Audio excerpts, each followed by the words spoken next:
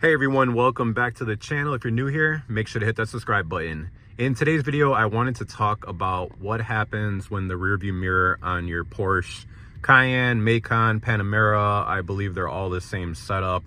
So the issue I'm having is, I believe when they did the windshield tint on this car, that they took off this mirror, and then this piece right here, which is actually plastic, it ended up breaking. So there's no way for me to reattach the mirror onto there. So when I called the dealership to see if I can get a new piece so I could just take off the old one and glue on a new one, no big deal, they told me that the only fix for that would be to replace the whole windshield because that piece is not sold separately. So that may be the case for the dealership, but I did a little bit of research, and what I found is I actually found this piece on Amazon. It was around, I believe, $30. I will go ahead and put a link in the description if you need that piece as well.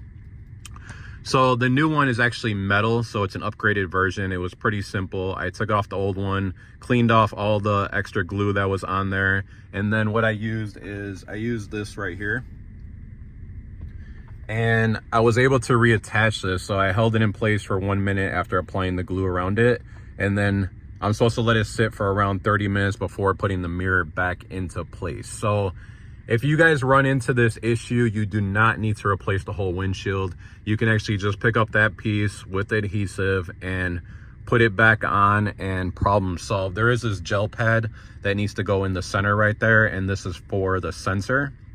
So this is like a rain sensor, and I believe it works with the lane change assist if your car has that.